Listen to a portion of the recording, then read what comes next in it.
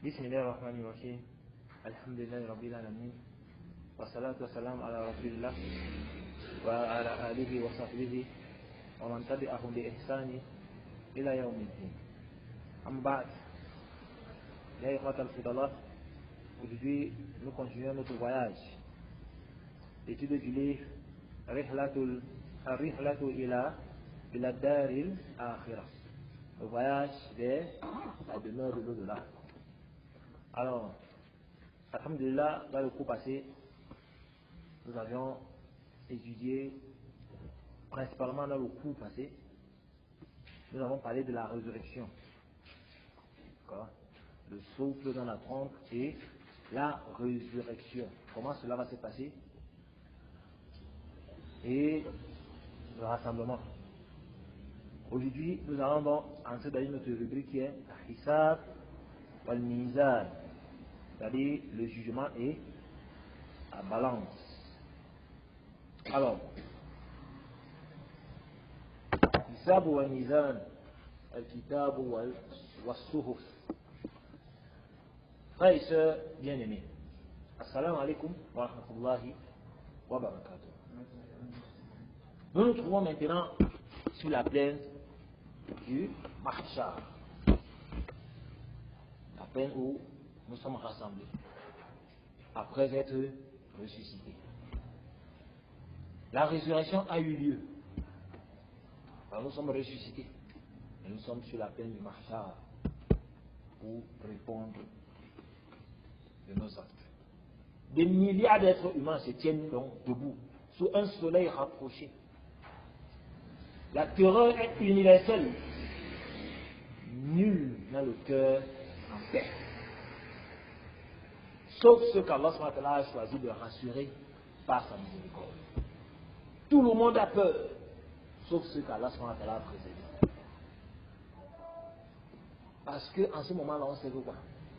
Il n'y a que deux destinations. Deux. Il n'y a pas une troisième. Soit c'est le paradis éternel, car parce que nous sommes parmi ceux qui vont entrer là-bas. Soit c'est l'enfer éternel, car Allah nous en préserve. Maintenant, commençons dans l'étape la plus solennelle du voyage vers l'éternité. Al-Hisab, le compte, le jugement. Chaque être sera récompensé devant Allah. Il sera convoqué devant Allah pour être récompensé.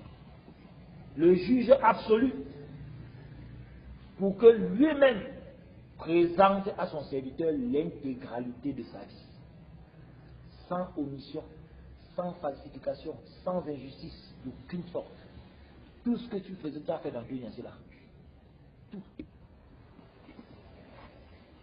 Allah va te présenter tout ça. Allah. Il y a des choses que nous avons fait dans la vie qu'on aurait honte que les gens sachent. C'est faux. Il y a des choses qu'on a faites qu'on n'aimerait pas que tout le monde soit au courant.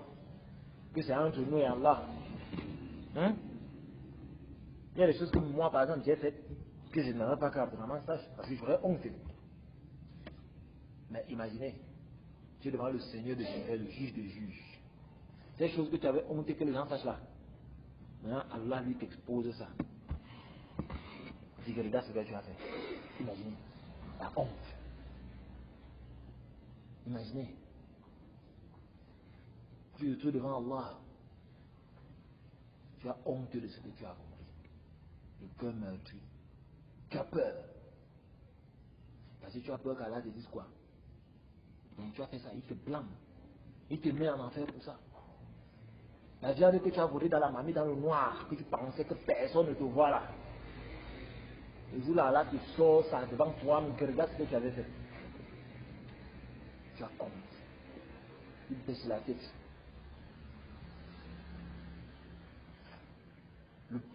Tout ce que tu as eu à faire, que tu ne veux même pas que. Tous les choses que tu as fait jusqu'à aujourd'hui, tu ne veux même pas que papa sache. Tu ne veux que personne ne connaisse. Mais Allah disait. Il t'ouvre ça. Sans falsification, rien. Donc c'est clair. Toi-même tu vois, tu sais que non, moi-même je me rappelle. C'est moi. Alors, ce couvre trois réalités indissociables. Le jugement lui-même et ses types, le livre des actes remis à la main droite ou à la gauche, et la balance, un mizan, sur laquelle chaque œuvre sera pesée avec une précision absolue. Il n'y aura pas d'injustice ce jour-là. Il n'y aura pas que non, on va truquer la balance. Jamais. Tout ce que tu as compris, on va peser ça. Ces trois réalités doivent nous transformer.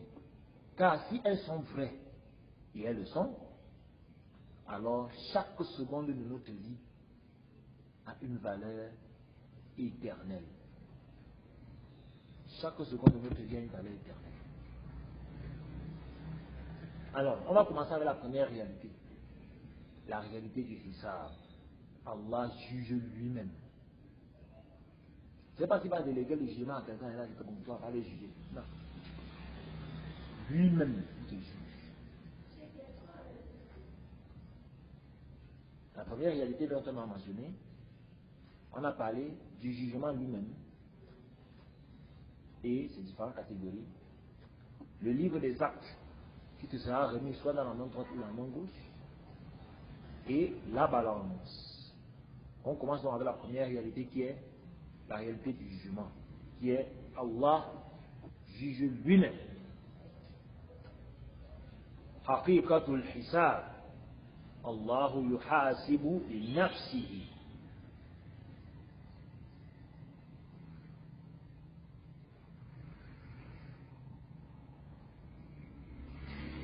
L'une des réalités les plus solennelles du jugement dernier est qu'Allah lui-même prendra en charge le jugement de chaque être humain, sans intermédiaire. Il n'y aura pas de délégation à un ange, pas de tribunal humain. Et tu vas dire que bon, il va aller le choquer, il va aller le corrompre pour que. Non. Allah interrogera directement son serviteur. La preuve en est dans le hadith de Aïcha Anha. Et rapporte que le prophète Mohammed sallallahu alayhi wa sallam récita ce verset. Regardez bien, écoutez bien. Allah subhanahu wa ta'ala dit فَأَمَّا مَنْ أُوتِيَ كِتَابَهُ بِيَمِينِهِ فَسَوْفَ يُحَاسَبُ حِسَابًا يَسِيرًا وَيَنْقَلِبُ إِلَى أَهْلِهِ مَسْرُورًا.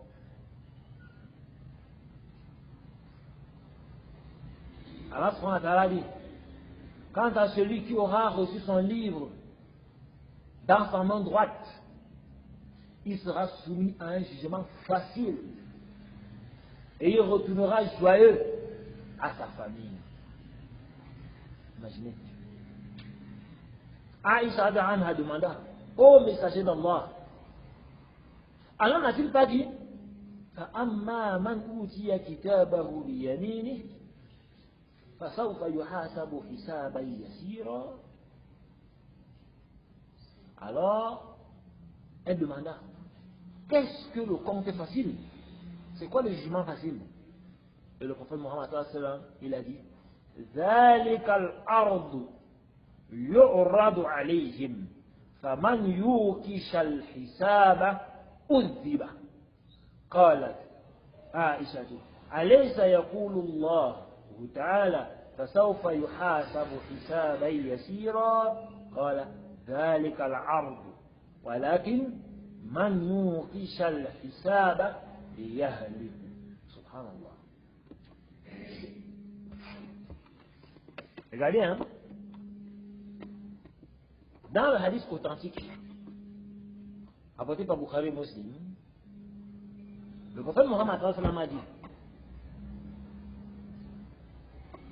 celui dont les œuvres seront jugées, d'accord, celui dont on discutera ses œuvres, c'est-à-dire celui qu'on va examiner ses œuvres en détail, celui-là sera châtié.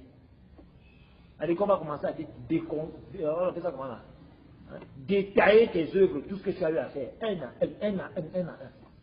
Alors tu seras châtié. Quand on commence ton jugement là, on commence par ça. Parce que tu vas finir en enfer. Aïcha, elle a lu le verset, elle a dit, oh mais, Ya Rasulallah, n'est-ce pas qu'Allah subhanahu wa ta'ala a dit, celui, celui-là aura un jugement facile. Celui qui sera sur dans sa bonne sac, il aura un jugement facile. Alors, elle ne comprend pas. Alors le prophète Mohammed a dit, il s'agit de quoi? Le jugement facile ici, il s'agit du fait que la personne, on lui présentera ses œuvres. Est-ce que vous comprenez ça, la différence? Donc on leur présentera leurs actes. Mais quant à celui dont le compte est examiné en détail, il sera châtié. C'est-à-dire quoi? Le croyant, on va lui présenter ses actes. D'accord? On lui présente ses actes. Il les reconnaît.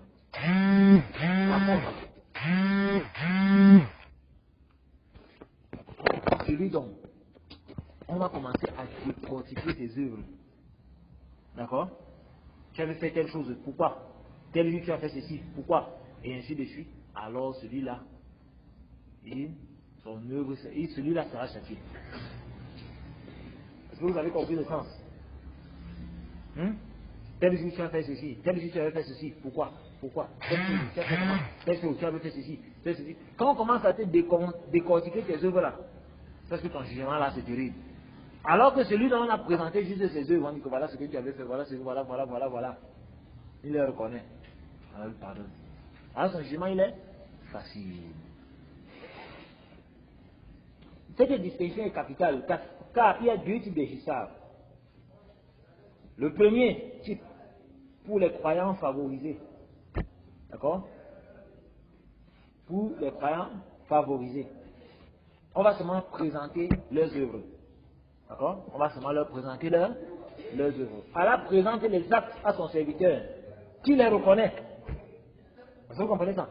On lui présente ses œuvres, on dit que tu avais fait ceci, voilà ça. Est-ce que tu les reconnais? Tu les reconnais. On ne fait pas un examen minutieux de ce qu'il avait fait. Non, on lui présente juste ses œuvres. Est-ce que tu les reconnais? Il les reconnaît. Puis, Allah couvre tout par sa miséricorde. Et le serviteur repart comment? Joyeux, content. Vous voyez la différence? Hein? Imaginez, tu arrives le jugement, on prend ton livre, le livre de tes œuvres. On te présente tout le mal que tu avais fait. On te présente. Tu regardes. Tu vois. Tu les reconnais? Oui, je les reconnais. Alors, je te les pardonne. Prends ton livre dans ta main droite. Il est content. Hein? Ça, c'est le premier. On ne commence pas à lui dire que tel jour tu as fait ceci, tel jour tu as fait cela. Est-ce que. Non. On lui présente juste. Il reconnaît. Il dit que non, ya Allah, j'avais fait ça. Donc, alors, je te l'ai pardonné. Entre au paradis. Il est tout content. Non. Le deuxième type, l'examen minutieux. On commence à décortiquer ses œuvres. Chaque acte est scruté, pesé, questionné en détail. Pourquoi tu avais fait telle chose tel jour? L'argent que tu avais mangé, tu as fait comment pour avoir ça?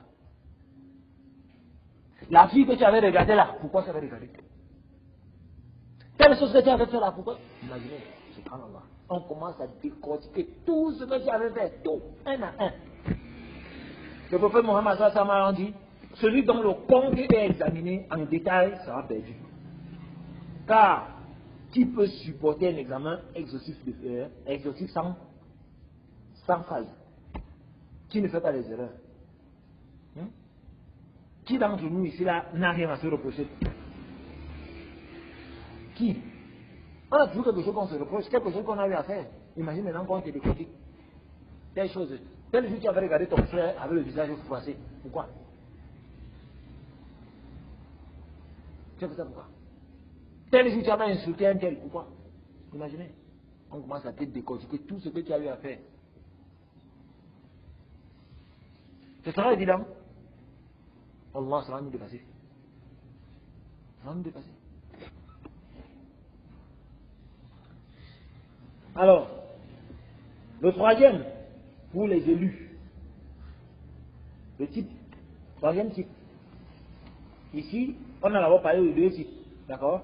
Voilà les deux dont les comptes seront, voilà les deux catégories de personnes dont les œuvres seront présentées. Il y a un dont les œuvres seront présentées et pardonnées, il y a l'autre qu'on va décortiquer ça en détail, il va là en enfer. Maintenant, il y a une troisième catégorie, les élus. à ses frères et mamans. Les élus. Qui sont les élus? Certains entreront au paradis sans aucun compte à rendre. 70 000 mentionnés dans le hadith de la grande intercession. La grâce absolue d'Allah. Et qui vont entrer au paradis, ils n'auront aucun compte à rendre. Ils ne vont même pas passer par le jugement. C'est pourquoi le prophète Mohammed nous enseignait de demander Allahumma hasibni hisaban yasira. Faites cette invocation-là. Allahumma hasibni hisaban yasira. Mémorisez cette invocation. Car c'est une invocation que vous pouvez utiliser dans vos prières pour demander à Allah de nous faciliter le jugement. Oh Allah, soumets-moi à un compte facile.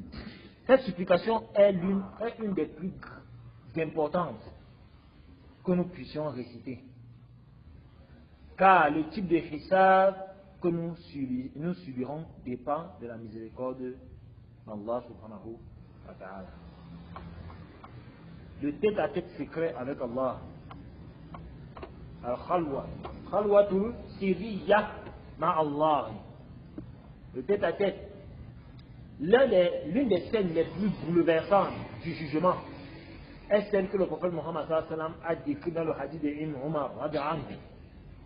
Il dit Inna Allah yuhni al-mu'min wa fayada'u alayhi kanafahu wa yasturuhu fayaqulu ata'rifu dhanba kadha ata'rifu dhanba kadha فيقول نعم أي ربي حتى إذا قرره بذنوبه ورأى في نفسه أنه قد حلق قال سترتها عليك في الدنيا وأنا أغفرها لك اليوم سبحان الله.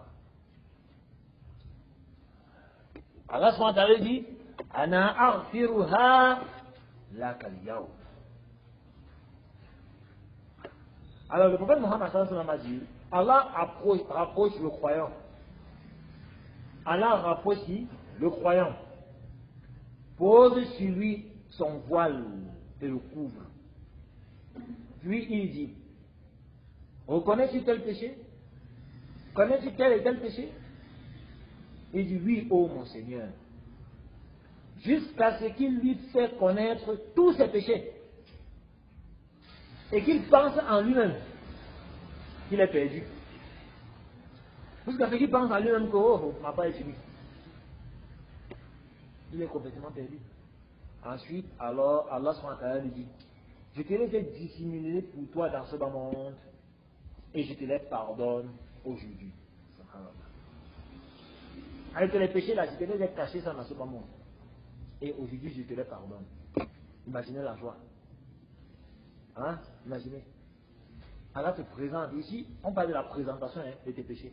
On te présente tes péchés, on te demande si tu les reconnais. Tu les reconnais? Mais ensuite, jusqu'à ce que tu es sûr que là où je suis là, oh, c'est fini pour moi. Je vais en enfer. Allah te dit, je te les ai cachés dans ce bas monde. Et aujourd'hui, je les ai pardonnés. Vous imaginez la joie? Vous imaginez? La personne sera tellement heureuse. Frères et sœurs, cette scène est d'une miséricorde infinie. Allah rapproche le croyant. Lui pose sur lui. Il pose sur lui son voile. Pour que personne d'autre ne voit ce qui se passe. Les gens sont rassemblés au jugement comme ça là. Mais il y a des gens qui sont jugés, personne n'est au courant de ce qui se passe entre la personne et Allah.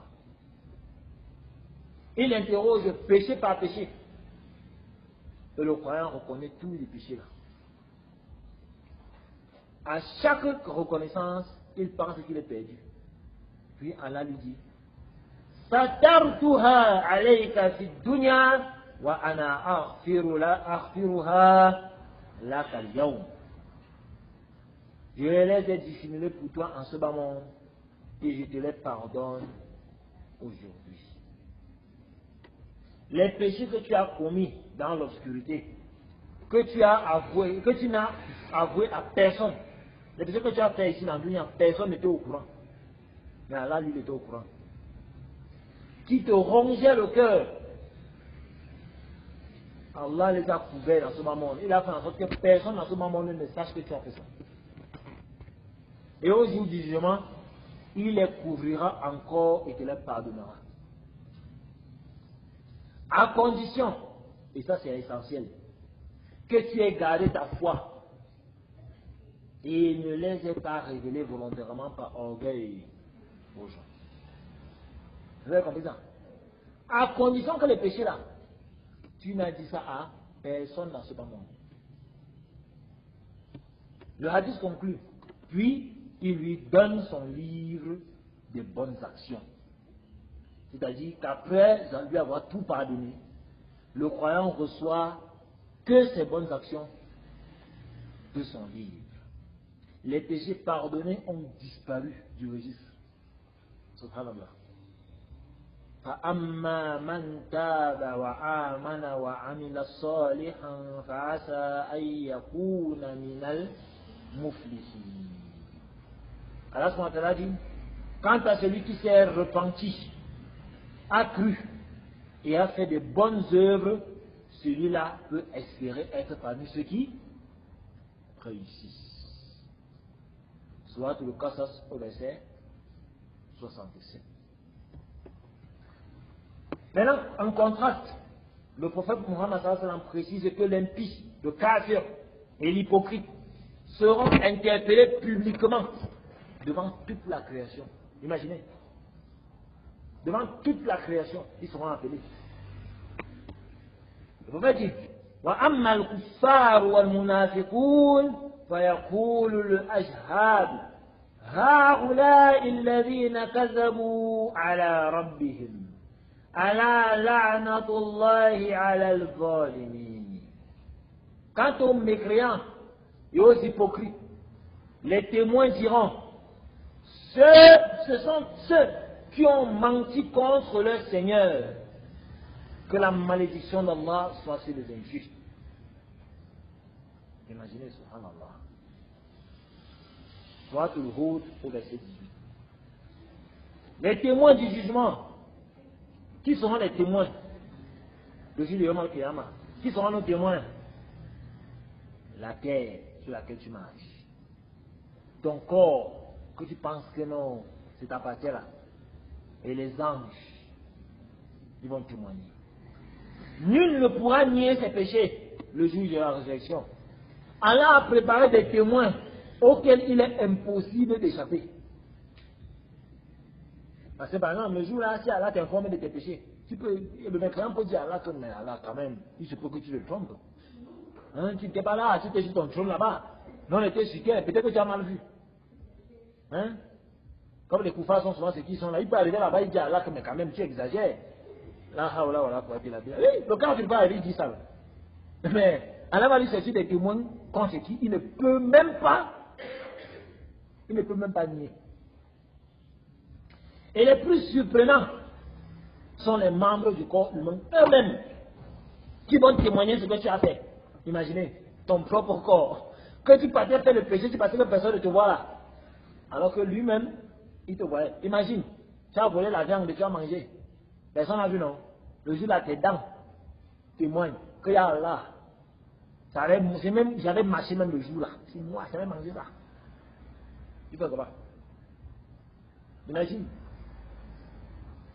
Tu vas faire le zina dans le noir, tu pensais non, personne ne te voit. Le jour là, ce sont des patients intimes qui disent que ah, il y a là, il manque. C'est avec moi qu'on avait fait. J'étais là le jour là, on avait fait ça ensemble. Tu vas te placer au poignet. Imagine. Imagine que tu te cachais dans le noir, tu as allumé ton téléphone pour voir le haram.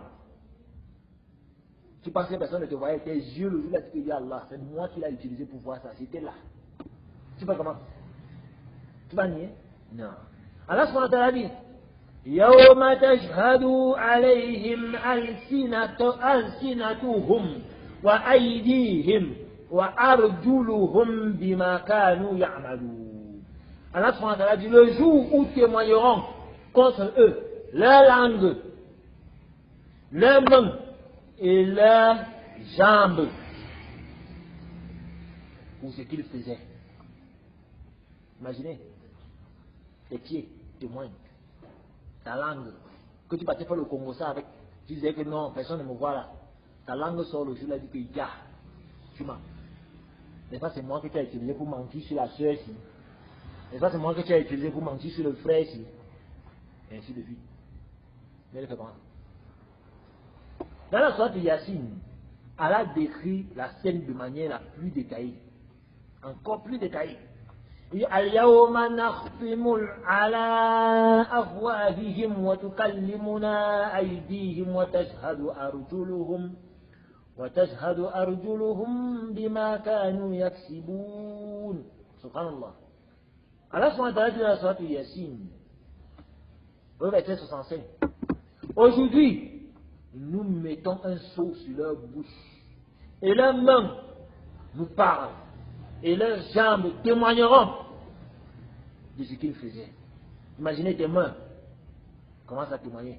On t'a dit que serrer la main d'un homme étranger, c'est haram. Tu as serré. Le jour-là, tout le monde te dit que non, ce n'était pas moi. La main dit que ya, tu mens. Le jour-là, c'est moi-même que tu avais tendu pour serrer. Tu fais comment? Ton corps, tes mains témoignent. Tes pieds témoignent. On te présente comment tu étais allé à l'hôtel, faire le haram. Tu dis que c'était pas moi. Les pieds disent ya, tu mens. On avait marché le jour-là, ça avait fait tel nombre de pas. J'étais là. Tu fais comment? Tu vas me dire à tes pieds que tu mens. Tu dis que c'est lui-même que tu as utilisé pour aller faire le haram là. Il témoigne. Imaginez. Voilà, ce n'est pas une situation facile. La bouche sera scellée. Les mains et les jambes, les organes eux-mêmes parleront. Le mécréant qui voulait se défendre ne pourra rien dire. Il ne pourra plus rien dire ce jour-là. Ses propres membres vont le trahir. Mais les témoins ne s'arrêtent pas là. La terre elle-même témoignera. Attends que tu as marché sur ça, que tu penses que rien, tu te caches là. Hein? La terre que tu marches sur ça, lui-même il va témoigner. يومئذ تحدث أخبارها بأن ربك أوحى لها. Subhanallah. Ce jour-là, elle racontera son histoire parce que ton Seigneur lui aura inspiré l'ordre, l'aura ordonné. Elle va raconter. Ya Allah, imaginez un peu, toi le croyant la terre dit, oh Ya Allah, tel jour il a fait la prière de Fajr sur moi. Tel jour il a prié Zour, tel jour il a prié Asr, je l'ai vu, il a marché sur moi pour aller à la mosquée, il a marché sur moi pour aller se marier, il a marché sur moi pour aller. Imaginez, ça témoigne que les bonnes actions. Tu seras content, non? Mais imagine, ya Allah, c'est sur moi même qu'ils se sont couchés pour faire le haram, pour faire le zina. C'est sur moi qu'elle a marché pour aller à l'hôtel. C'est sur moi qu'elle a marché pour aller faire le haram. C'est sur moi qu'elle a marché pour aller. C'est sur moi qu'il a marché pour aller voler dans la marmite. Il pensait que je ne le voyais pas, je l'ai vu. C'est sur moi qu'il est parti. C'est sur moi, c'est sur moi. Quand il partait chercher Popina, c'est sur moi qu'il a marché pour aller chercher Popina. Imaginez, il commence à dénoncer tout ce que tu faisais. Parfois, arrête-toi un instant. Quand tu fais ça, c'est un haram.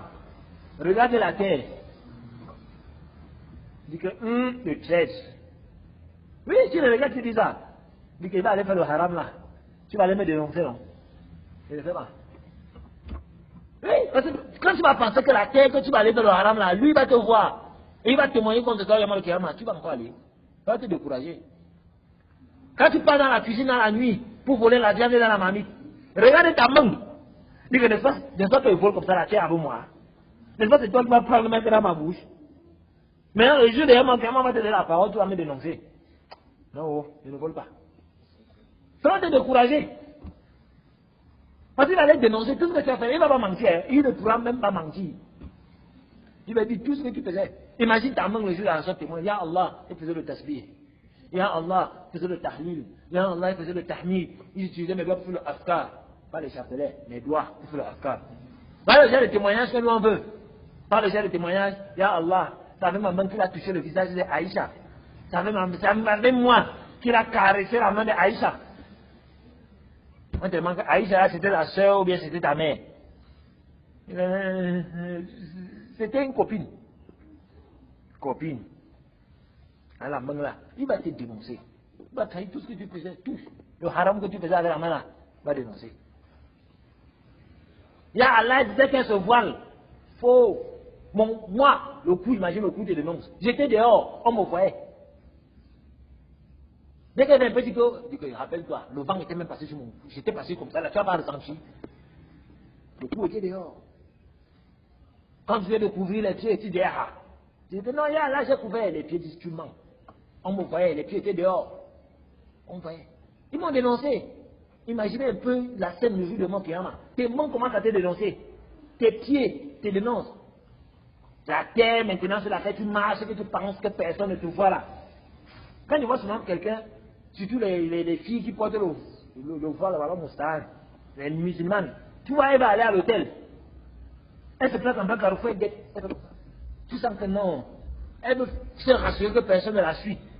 Après, tu vois, elle se place à la porte de l'hôtel. Elle se retourne encore, elle regarde bien. Elle entre. Elle regarde comme ça, elle dit que, oh, ya salam. Elle n'a même pas honte. Elle n'a même pas honte. Tu penses que personne ne te voit. Mais tu oublies que la terre de l'hôtel là, laquelle tu entres là, te voit. Il va te dénoncer le jour-là. Imaginez. Tout. Subhanallah. Donc ne pensez pas que vous êtes cachés. Hein. Nous tous là, on nous voit. Non. Le prophète Mohammed récita ce verset. Puis il demanda, savez-vous ce que sont ces nouvelles, son histoire que va raconter, que la terre va raconter? Les compagnons répondirent qu'Allah et son messager savent mieux. Il dit, فَإِنَّ الْأَخْبَارَهَا أَنْ تَجْهَدَ عَلَى كُلِّ عَبْدٍ وَأُمَّةٍ بِمَا عَمِلَ عَلَى ظَهْرِهَا تقول عمل كذا وكذا يوم كذا وكذا. Le prophète a dit, ces nouvelles dans son histoire, quand Allah subhanahu wa ta'ala a dit, يوم إذن تحدث أخبارها. Elle contera son histoire. Son histoire là c'est quoi? Le prophète dit, ces nouvelles, elle témoignera contre chaque serviteur ou servante de ce qu'elle a fait sur son dos, dans ce qu'elle a fait sur elle, en disant, il a fait ceci et cela, tel jour et tel jour. Imaginez. Il va même te donner le jour, la date, l'heure à laquelle tu as fait ça.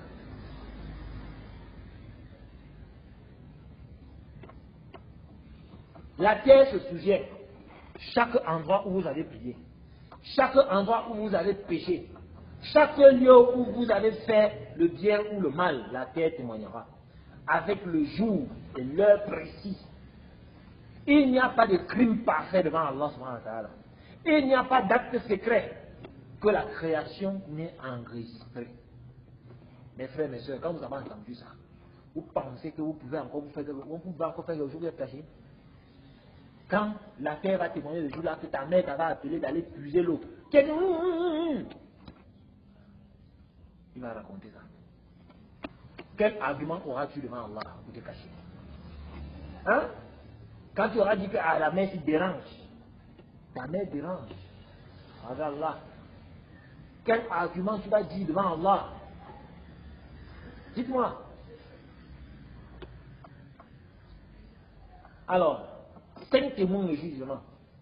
Je vous cite les 5 témoins le jour de jugement. Qui sont ces 5 témoins-là? Le premier, Allah, Shahidu Awwal. Allah est le premier témoin. Hein? Allah est ton premier témoin le jour-là. Allah lui-même, l'omniscient, ne laisse rien échapper à sa connaissance. Il sait tout. Dieu est ton premier témoin. Al-Malaikatul Katiboun. Les anges scribes là, qui copient les bonnes et les mauvaises actions que tu fais. Eux-mêmes, ils seront des témoins. Tous les péchés que tu fais, ils copient. Toutes les bonnes actions que tu fais, ils copient. Non. Anbiya'u wa shuhud. Les prophètes et les témoins, notamment la communauté de Mohammed sallallahu alayhi wa sallam sur les nations précédentes. Car la communauté musulmane sera témoin contre les autres communautés. Car ce sera la première communauté à être jugée. Et après, cette communauté, elle sera maintenant témoin contre les autres communautés, comme le prophète Mohammed a dit, on sera venu à la communauté de Noé. On demandera, est-ce que Noé vous a transmis le message? Ils diront, non, on n'a reçu aucun messager ni avertisseur. On dira, non, est-ce que tu as transmis le message? Il dit, oui, j'ai transmis le message. Alors il dira, qui sont tes témoins? Il dira, Mohammed et sa communauté. Et la communauté témoignera que Noé a transmis le message. Pourquoi? Parce qu'Allah a mentionné ça dans le Coran. Allah nous a informé que Noé a transmis le message. Il a prêché pendant 950 ans. Non. Parmi les témoins, Adam ou Jassad, les membres du corps, la langue, les mains, les jambes et la peau vont témoigner. Hein?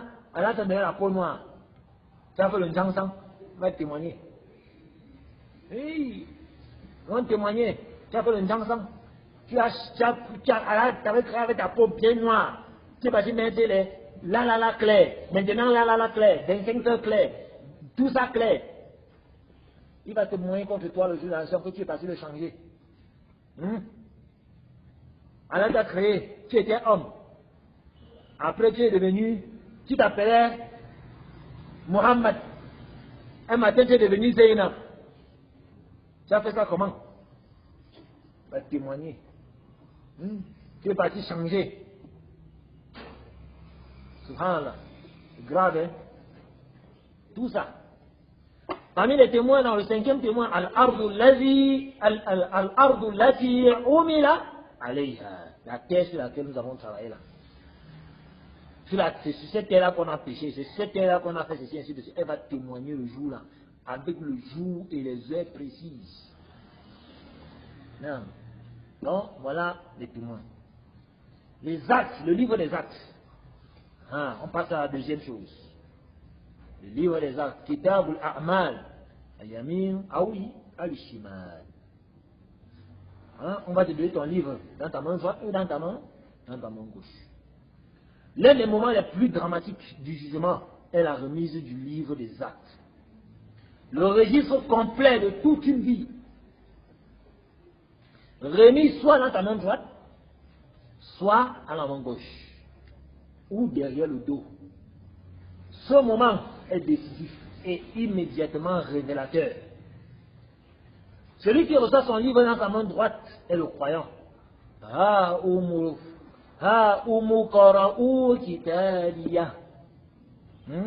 Il dira, tenez mon livre, lisez mon livre. Il va donc seulement écrire sa joie à toute la création. Il reçoit son livre dans sa main droite. Imaginez la joie. Il va crier, tenez, lisez mon livre. Tellement il sera heureux. Subhanallah. Comme quelqu'un qui est parti lire les résultats du bac. Il a vu son nom. Tellement il est content. Imaginez la joie que tu es parti lire ton nom pour le BBC. Tu as vu. Tu jubiles dans tout le quartier. Mais ta joie ce jour-là sera encore immense. Maintenant, celui qui reçoit son livre dans sa main gauche derrière son dos, le mécréant, Ya laytani lam uta kitabiya. Subhanallah. Il dira, hélas, si seulement je n'avais pas reçu mon livre. Le désespoir absolu. Imaginez, le désespoir absolu. Allah subhanahu wa ta'ala décrit ces deux scènes avec une précision bouleversante. Dans la sourate Al-Haqqa. Allah subhanahu wa ta'ala dit, فَأَمَّا مَنْ أُوتِيَ كِتَابَهُ بِيَمِينِهِ فَيَقُولُ هَاؤُمُ اقْرَءُوا كِتَابِيَهْ إِنِّي ظَنَنْتُ أَنِّي مُلَاقٍ حِسَابِيَهْ فَهُوَ فِي عِيشَةٍ رَاضِيَةٍ في جنة عالية. Subhanallah.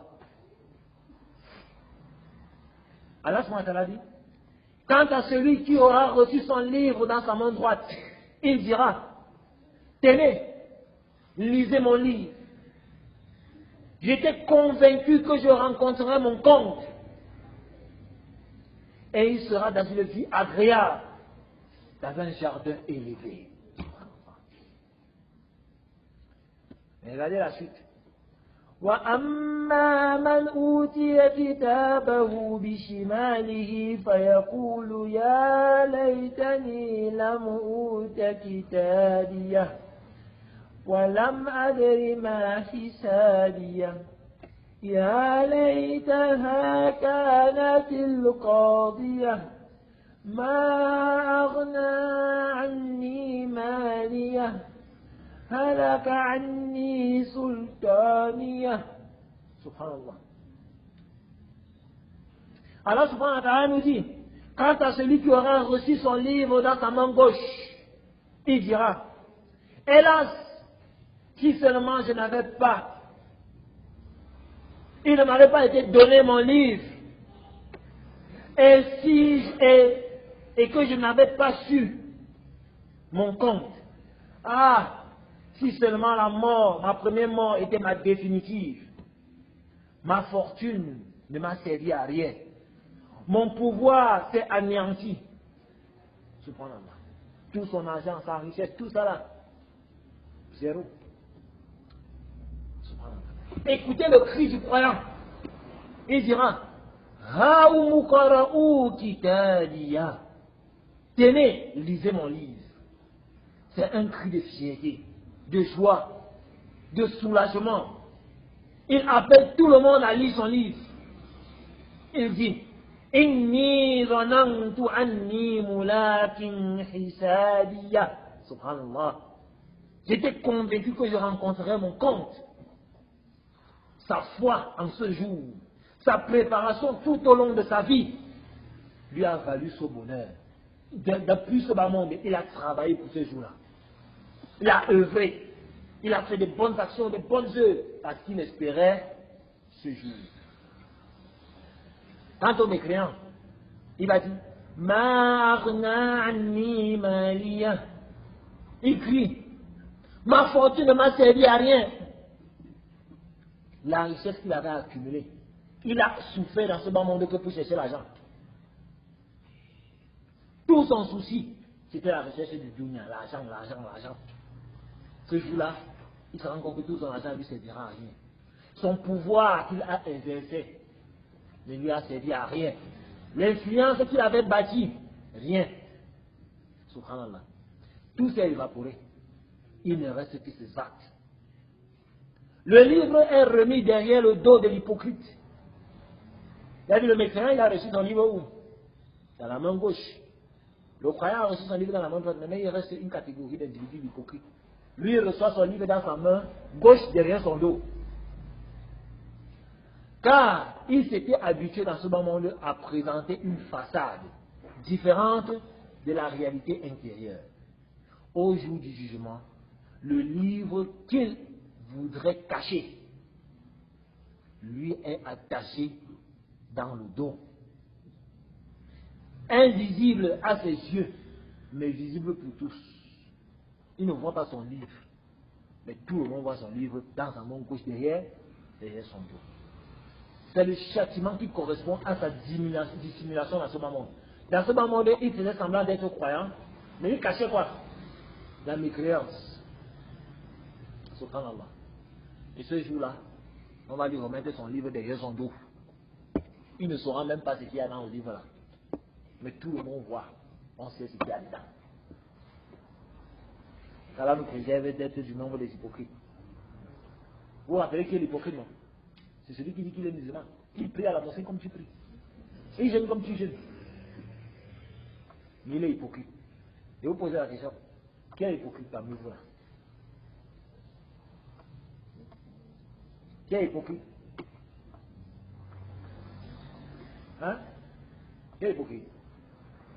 Qui est hypocrite? Bon, ok. Qui n'est pas hypocrite?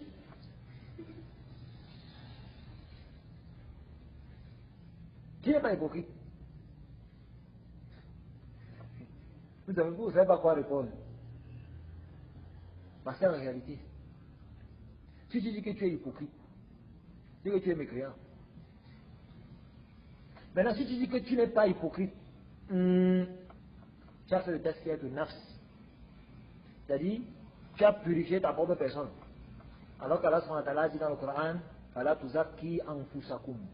Ne vous purifiez pas vous-même, c'est lui qui sait qui le craint. Maintenant, si vous n'avez ni dit oui, ni dit non, c'est parce que vous savez aussi que celui qui est plus proche de tomber dans l'hypocrisie, c'est qui? C'est celui qui se sent à l'abri de l'hypocrisie. Celui qui dit que moi, je ne peux pas être hypocrite. Celui-là, il est plus proche de tomber dans l'hypocrisie. Mais vous n'avez pas répondu parce qu'au fond de vous, chacun d'entre nous espère ne pas être hypocrite. Personne ne souhaite être hypocrite. Qui? Et nous espérons tous être parmi les croyants. Est-ce que vous c'est ça la réalité. Nous voulons tous être parmi les croyants. Et qu'Allah nous mette parmi les croyants. Mais nous tous ici, nous sommes tous quand même sûrs que nous sommes musulmans. Vrai ou faux? Si je demande qui est musulman, nous tous. Qui est musulman? Donc vous l'amenez dans le musulman. Je suis pas musulman.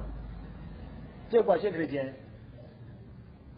Nous tous là, nous sommes sûrs, nous sommes tous musulmans. N'est-ce pas? Ou bien il y a quelqu'un ici qui voit qu'il n'est pas musulman. Qui est pas musulman? Hein? Parce que si tu n'es pas musulman, c'est que ton cas encore est grave. Nous tous nous sommes convaincus que nous sommes musulmans. Maintenant, est-ce que nous sommes croyants? On espère tous que nous serons des croyants, qu'Allah nous mette parmi les croyants. Non. Al-Mizan, la balance. Après le Sissab, vient la pesée. Après que nous avons reçu notre compte, le livre de nos actes, vient maintenant quoi? La pesée de nos œuvres. La balance est réelle, concrète, et c'est une précision absolue. Allah dit وَنَضَعُ الْمَوَازِينَ الْقِسْطَ لِيَوْمِ الْقِيَامَةِ فَلَا تُظْلَمُ نَفْسٌ شَيْئًا وَإِنْ كَانَ مِثْقَالَ حَبَّةٍ مِّنْ خَرْدَلٍ أَتَيْنَا بِهَا وَكَفَى بِنَا حَاسِبِينَ. Allah SWT dit, et nous placerons ce jour-là des balances exactes. Et dit le jour de la résurrection, nous placerons des balances exactes. Et nulle âme ne sera lésée en rien. Fût-il du poids d'un grain de moutarde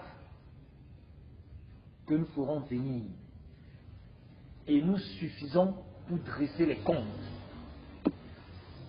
Subhanallah. Allah dit, وَإِنْ كَانَ مِثْقَالَ حَبَّةٍ مِّنْ خَرْدَلٍ. C'est-à-dire, ne serait-ce que le poids d'un grain de moutarde. Le grain de moutarde est l'une des plus petites choses que l'œil humain puisse percevoir. Et pourtant, Allah dit, même ce grain-là, nous le produirons. Aucun atome de bien n'est perdu. Et aucun atome de mal non plus. Peu importe la petitesse de ta bonne action que tu as fait ce jour-là, tu vas voir ça. Quelle que soit la petitesse du péché que tu as fait ce jour-là, Allah va sortir ça. Alors, le plateau des bonnes actions. Man sakulat mawazinu. Allah SWT dit, celui dont la balance sera lourde. D'accord? Il sera dans une vie agréable. Ça, c'est le plateau des bonnes actions. Maintenant, le plateau des mauvaises actions. Man khaffat mawazinu. Celui dont la balance sera légère. Sa demeure sera quoi? La Bible. Allah SWT dit فَأَمَّا مَنْ ثَقُلَتْ مَوَازِينُهُ فَهُوَ فِي عِيشَةٍ رَاضِيَةٍ وَأَمَّا مَنْ خَفَّتْ مَوَازِينُهُ فَأُمُّهُ هَاوِيَةٌ وَمَا أَدْرَاكَ مَا هِيَهْ نَارٌ حَامِيَةٌ. Quant à celui dont la balance sera lourde, il sera dans une vie agréable. Quant à celui dont la balance sera légère, sa mère destination est un abîme très profond. Et qui te dira ce que c'est? C'est un feu ardent. Allah nous en préserve. Subhanallah. La balance est d'une immensité que les textes évoquent à travers plusieurs descriptions concordantes.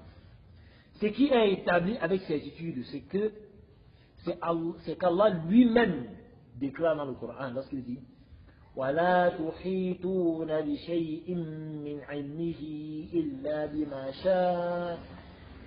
Est-ce que vous comprenez ça? Allah subhanahu wa ta'ala dit, et de sa science, il n'embrasse que ce qu'il veut. D'accord? On embrasse de sa science que ce qu'il veut. Donc, et la grandeur donc, de sa balance correspond à la grandeur de sa justice et de sa puissance. Aucun détail de son immensité réelle n'échappe à sa connaissance. Qu'est-ce qui alourdit dans la balance? Nous voulons que notre balance soit lourde le jour là, non? Qui veut une balance légère? Personne. Mais non, qu'est-ce qu'il faut donc que nous fassions dans ce bas monde pour que notre balance le jour de la leçon soit lourde? Alors, parmi les bienfaits d'Allah subhanahu wa ta'ala envers nous, le prophète Mohammed sallallahu alayhi wa sallam nous a indiqué précisément les actes qui pèsent lourd dans la balance. Ce n'est pas un mystère. C'est une guidance que nous devons saisir avec les deux mains. Qu'est-ce qui pèse lourd dans la balance? La bonne moralité. Premièrement, la bonne éducation, la bonne moralité. Le prophète Mohammed sallallahu alayhi wa sallam a dit, Ma min shay'in azqalu fil mizan min husnil khuluq. C'est-à-dire, il n'y a pas plus lourd dans la balance que la bonne moralité, le bon comportement. Le fait de se comporter de la meilleure des manières. La bonne moralité, non pas les grandes performances religieuses devant les gens, hein. Non. Mais la manière dont vous traitez votre épouse, la façon dont vous traitez vos enfants, la façon dont vous traitez votre voisin, votre collègue, la façon dont tu te comportes avec tes parents. Hein? Tu insultes ton père, tu insultes ta mère. Quand ta mère te dit va me puiser l'eau, tu dis ah, pourquoi tu n'envoies pas qu'elle? Subhanallah. Quand maman dit va laver les habits, maman je suis fatigué. Ce mauvais comportement là, ça ne pèse pas, ça pèse lourd dans la balance des mauvaises actions. Hein? Papa te dit ne fais plus, je ne veux plus que tu fasses ça. Tu dis oui, mais après tu fais. Ça là, ça pèse lourd dans la balance des péchés. Mais quand tu te comportes bien, tu obéis aux parents, ça pèse lourd dans la balance de tes bonnes actions. Vous avez compris ça? Hein? Papa dit prends le balai, tu balayes la saleté là. Pourquoi c'est seulement moi qu'on envoie? Tu ne veux pas envoyer l'autre? Ça pèse lourd dans la balance des péchés. Vous avez compris ça? C'est pour ça qu'il faut obéir aux parents. Maintenant, celui qui tape sur sa femme, hein, les coups de poing, les hypercutes, qui se comporte mal avec son épouse, il est chiche, avare. Il y a des hommes qui sont avares avec les femmes. Il est chiche. Il vient de voir la mosquée. Il est général à la mosquée. Un frère ne peut pas venir voir lui poser un problème, ça qui aide le frère, ça qui le donne son 16 ans. Mais il arrive à la maison, il est chiche, sa femme n'a jamais vu son 5 francs. Le jour que la femme force son argent, c'est le jour qu'il donne l'argent de la relation. Même pas dire à sa femme que bon, sa femme va venir voir que ouais, j'ai besoin de 500, il dit que bon, voilà, 500, va faire ce que tu veux faire. Non, chiche. Il est comme le FBI à la maison. Si ta femme dit que ouais, pardon, j'ai besoin de 500, tu veux faire quoi avec? Dis-moi. Mais mon frère, l'objet était dit. Bien-lui simplement. Sois généreux avec ta femme. Tu dois être généreux plus avec ta femme même qu'avec les gens dehors. Mais les gars sont chiches. Hein? Il y a des gens qui n'ont jamais embrassé leurs enfants. Il est avec son enfant à la maison comme le lion. Toujours nerveux. Quand il arrive à la maison, tout le monde sait que oh, le lion est arrivé. On devient calme. Il n'a jamais embrassé son enfant. Le gars qui porte même son enfant comme ça, là, son enfant même encore bébé porte comme si oh mon bébé il embrasse même. Non! C'est toujours la femme qui porte l'enfant, hein. Lui ne le porte pas. Il est toujours nerveux. Non mais quand même. Parfois tu demandes à un enfant que ton père a souri un jour. Il dit, hein? Il n'a jamais vu mon père rire. Jamais. Il est tout là. Nerveux. Il y a les femmes nerveuses envers les enfants. Elles sont toujours en train de taper. Un peu, elle tape. Un peu, elle tape. Parfois même le nourrisson. Qui n'a rien fait, qui ne comprend même pas encore. On tape. Il pleure, on tape. Comme si l'enfant pleure pour rien. Hein. Quand il pleure, c'est parce qu'il a un besoin. On tape. Un peu, on tape. Le mauvais comportement avec les enfants. Il n'est jamais rentré le soir comme ça, il a gardé même un chocolat pour dire que bon, je garde ça pour mes enfants. Que quand il rentre comme ça, les enfants sont contents que papa est rentré. Vous connaissez le genre de maison que dès que le père, on entend le genre de père qui a la voiture là. Donc on entend bim bim, on dit le père là, chacun est fâché. Hein? Quand les enfants plient le visage, chacun part dans la chambre, une fois que le père là, il est venu. Les enfants, que quand le matin arrive, on vient demander à papa, papa, tu sors. Papa, tu sors aujourd'hui. Pourquoi? Parce qu'on est pressé qu'il part. Il y a pas des maisons où tu entres là, l'enfant dit à papa, que papa, tu pars, ouais, reste dans la maison, non. Le père dit que ouais, si je ne pars pas, vous allez manger quoi. Bon, papa, pars, alors tu rentres vite. Vous êtes dans quelle maison? Parce que le père à la maison, c'est le chien méchant. Non. On ne dit pas qu'il ne faut pas faire preuve de sévérité, parce que les enfants aussi que tu acceptes tout là, ils finissent par devenir des cancres. Parfois, la chicotte est nécessaire. Tu le fouettes. Oui. Mais il faut aussi mettre la douceur, il faut aussi être doux envers lui. Il faut aussi que tu le fouettes lorsque c'est nécessaire. Jusqu'à ce que quand tu demandes que pourquoi papa t'a fouetté, lui-même reconnaît que non, c'était bien fait là. Il ne devait pas faire. Hein? Mais parfois tu tapes l'enfant, à un moment tu demandes à l'enfant que papa te tape pourquoi? Lui, il ne sait même pas. C'est ça qui dit que papa est méchant. On a dit, je ne sais même pas pourquoi il le tape. Alors que quand tu le tapes, tu lui montres que ce qu'il a fait là, ce n'est pas bien. Il y a des moments où tu es content, tu joues avec lui. Il sait que non. Si j'ai fait telle chose, papa va être fâché. Si j'ai fait ceci, papa va être content. Il va toujours faire ce qui va faire en sorte que tu seras toujours content. Non. Donc, la façon que tu te comportes avec tes enfants, ça pèse lourd dans la balance. Les voisins, il y a des gens qui sont nuisibles envers leurs voisins. Nuisibles. Quand ils balayent la saleté, c'est tout dans la bouche du voisin, il va laisser. Hein? Tu arrives au quartier, qu'on entend deux voix dans le quartier là, ce sont les deux voisins là. Nuisibles. Ne sais pas les habits sur ma corde, hein? Jamais. Je vois tes habits sur ma corde et je jette. Hein? Subhanallah. Les voisins. Ne passe plus dans ma cour. Non, tu entends souvent les gens d'expression là. Ne passe plus dans ma cour. Mauvais comportement avec les voisins. Subhanallah. Voilà, Moustapha.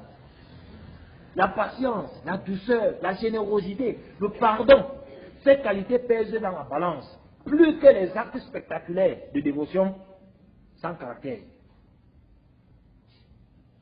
Voilà les choses qui pèsent dans la balance. Deuxième chose qui pèse dans la balance, les paroles légères sur la langue, mais lourdes dans la balance. Les paroles légères sur la langue, mais lourdes dans la balance. Qui connaît ces paroles-là? Le prophète Mohammed a dit Kalimatani khafifatani ala lisani thaqilatani fil mizani habibatani ila rahman. Le prophète a dit deux paroles légères sur la langue, hein, lourdes dans la balance et très aimées de tout miséricordieux. Quelles sont ces paroles? Subhanallahi wa bihamdihi wa subhanallahi azim. Subhanallahi wa bihamdihi. Ça c'est une parole que votre langue ne doit jamais laisser. Subhanallahi wa bihamdihi, subhanallahi azim. Ça pèse dans la balance. Subhanallahi wa bihamdihi. Subhanallahi wa bihamdihi. Subhana rabbi al-azim. Subhanallahi azim, afwan. Subhanallahi wa bihamdihi wa subhanallahi azim. C'est-à-dire, gloire et pureté à Allah de par son louange. Et gloire et pureté à Allah l'immense, le sublime. Parmi les actes qui pèsent dans la balance, As-Siyam, le jeûne. Dans le hadith Qudsi, le prophète Mohammed sallallahu alayhi wa sallam a dit qu'Allah a dit Kullu amali ibni Adam lahu illa as-sawm fa innahu li wa ana ajri bihi. Le prophète Mohammed sallallahu alayhi wa sallam a dit quoi? Tout acte du fils d'Adam lui appartient, sauf le jeûne. Le jeûne est pour moi. Et c'est moi qui lui donne la récompense. Le jeûne. Voilà les 10 premiers jours de Zulhijjah qui vont entrer. Demain ou après-demain. Celui qui peut jeûner pendant ces 10 jours, qu'il jeûne. Vous avez compris ça? Le jeûne, c'est pour Allah, et Allah, c'est lui qui donne la récompense. Donc il faut jeûner. Non. Le jeûne est un acte d'adoration que seul Allah connaît réellement. Peut-être même assis ici, là, il y a des gens qui jeûnent, personne ne sait. Seul Allah connaît si tu jeûnes ou pas. Car la sincérité est totalement cachée des hommes. C'est pourquoi Allah se réserve lui-même d'en fixer la récompense. Quatrièmement, les paroles comme Subhanallah.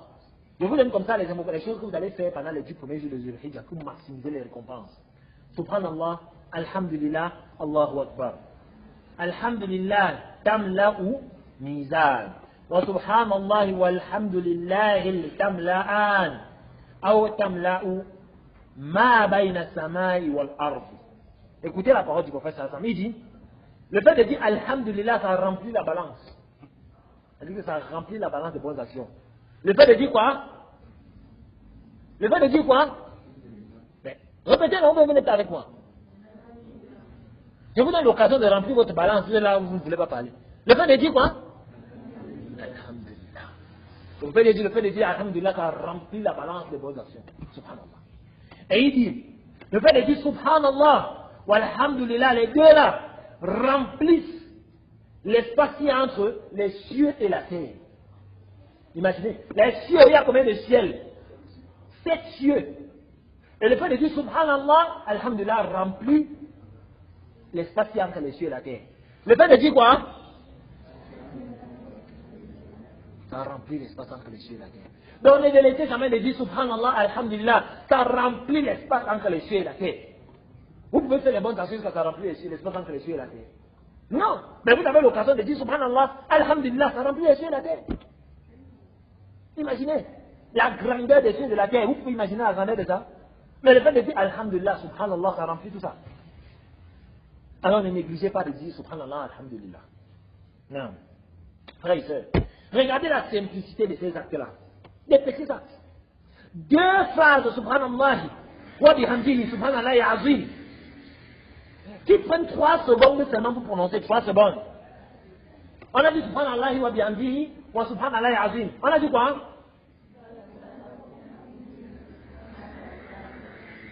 Ce sont les femmes qui connaissent, vous ne connaissez pas. On a dit quoi?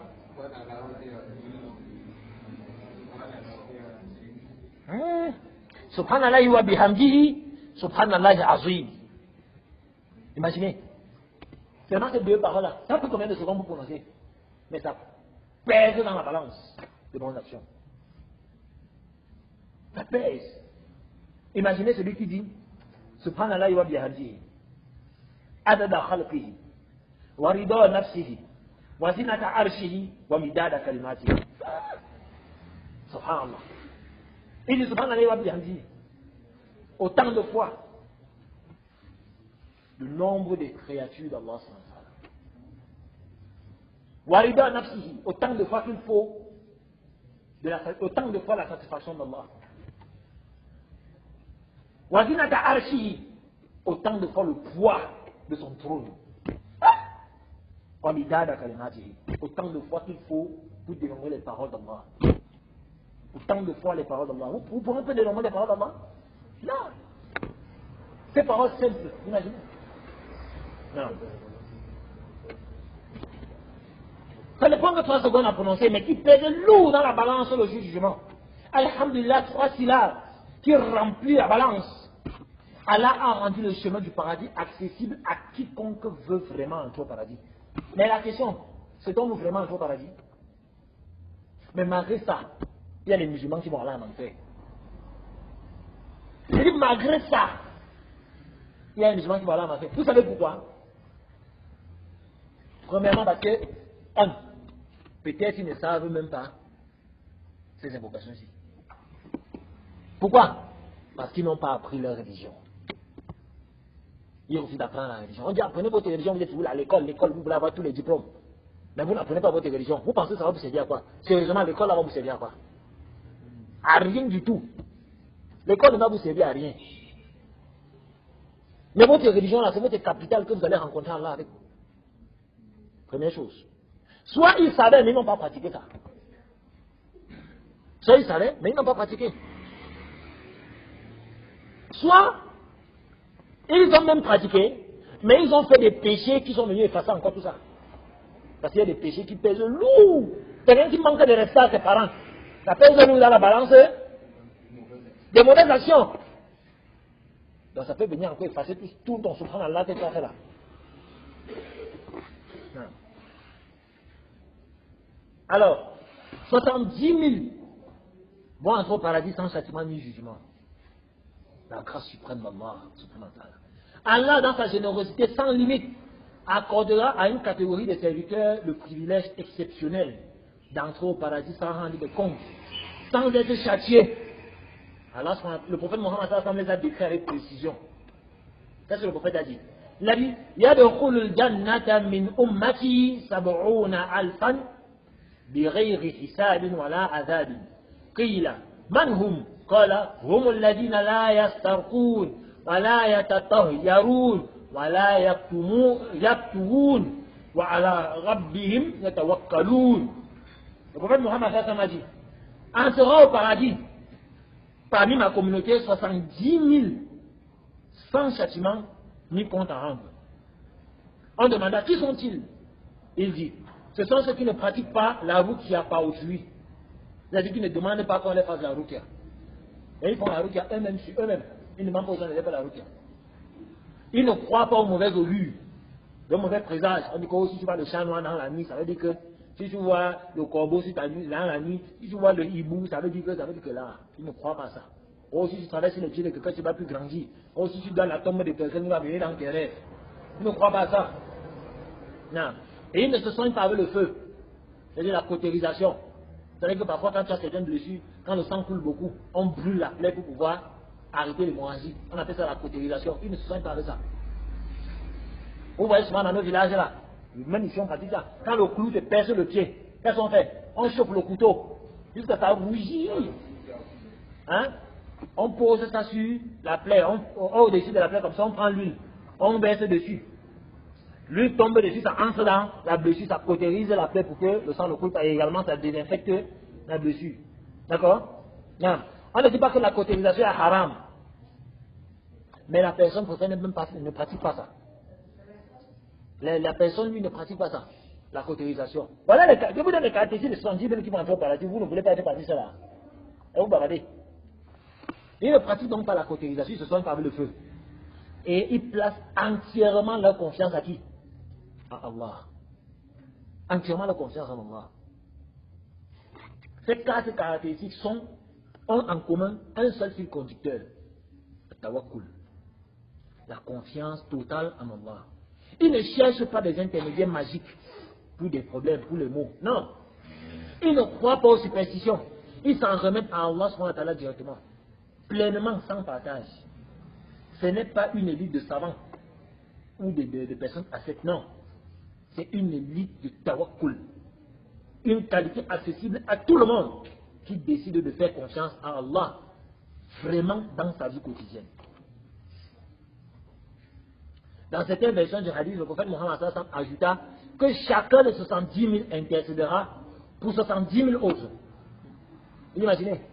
Il a dit que les 70 000 là, ils vont tirer derrière eux 70 000 autres personnes. C'est-à-dire, chacun de 70 000 va entrer au paradis avec 70 000 autres personnes qui vont tirer avec eux. Il a dit qu'on a 70 000 fois 70 000 qui vont entrer au paradis sans châtiment ni jugement. Ça fait combien? De millions. Qu'à la face que nous serons parmi ceux-là. Et pourtant, le nombre total a des millions d'entrées au paradis grâce à ces chaînes de foi. Ça me fait en sorte que ça sera 1 million. Ça fait. Attendez, je tape un peu pour vous. Moi, je ne suis pas calculateur mentaliste. 70 000 fois 70 000.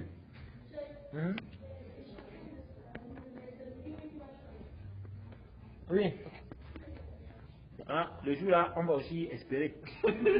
Imaginez. C'est beaucoup, hein. Ça enlève 0.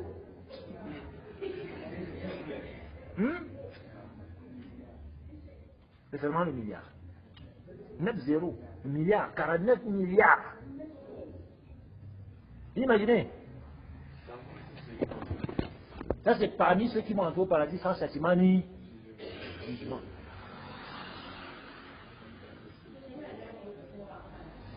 Hein? Tu veux connaître le nombre de personnes qui vont entrer en enfer? Sur chaque groupe de 1000 personnes, 999. Et la majorité, ce sont les femmes. Frères et sœurs, le jour du jugement n'est pas une surprise pour celui qui a cru et qui s'y est préparé. C'est une rencontre attendue, redoutée avec espoir, abordée avec lumière de la foi. Voici donc ce que ce cours nous demande concrètement. Premièrement, demandez chaque jour à Allah un jugement facile. Récitez dans vos invocations Allahumma hasibni hisaban yasira. Récitez ça dans vos invocations.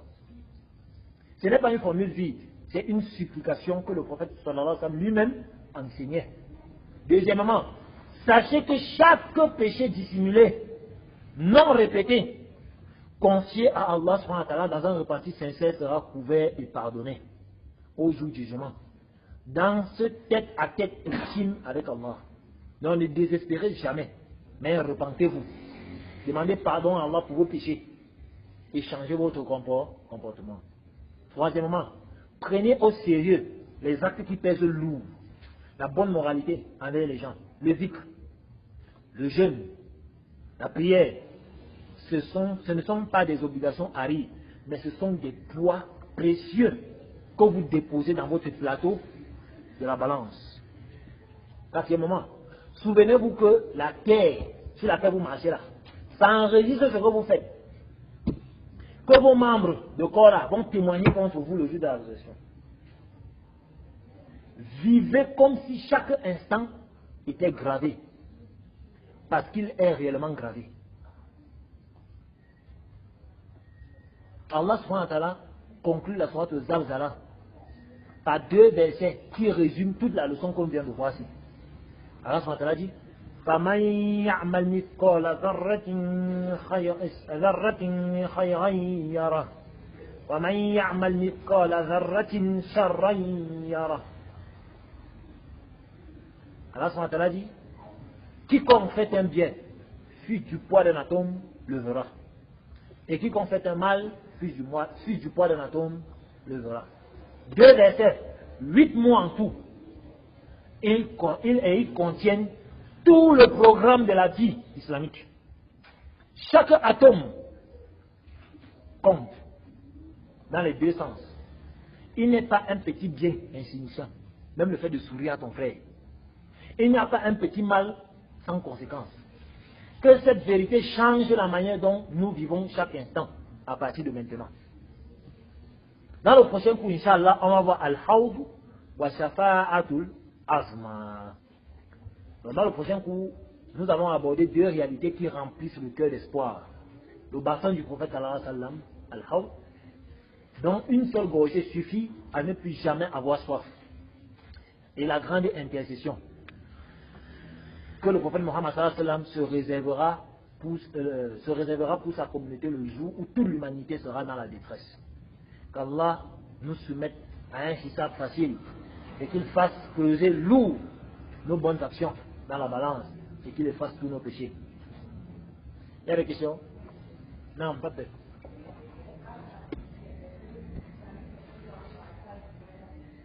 On a dit la première caractéristique, c'est qu'ils ne demandent pas aux gens de leur faire la ruqya. Ils font la ruqya eux-mêmes. D'accord? Deuxièmement, ils ne croient pas aux mauvais augures, aux mauvais présages, dans les superstitions là. Non. Troisièmement, ils ne se soignent pas avec le feu. Ils ne pratiquent pas la cautérisation. Et quatrièmement, ils placent entièrement leur confiance à qui? À Allah subhanahu wa ta'ala. Non. Oh Allah, accorde-moi un jugement facile. C'est que finalement à quoi ça sert? Maintenant tu comprends ce que ça à quoi ça sert. Non. Hein? Il y a d'autres questions?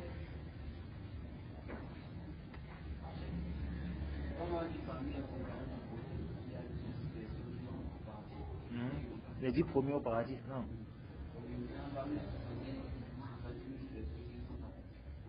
Je ne sais pas. Je ne sais pas si parmi les 70 000 là, ils sont parmi. Mais sache que je ne sais pas, les compagnons ne sont pas seulement les 10 là qui vont entrer au paradis. Là, ce sont les 10 qui sont venus dans un hadith. Mais tous les compagnons sont au paradis.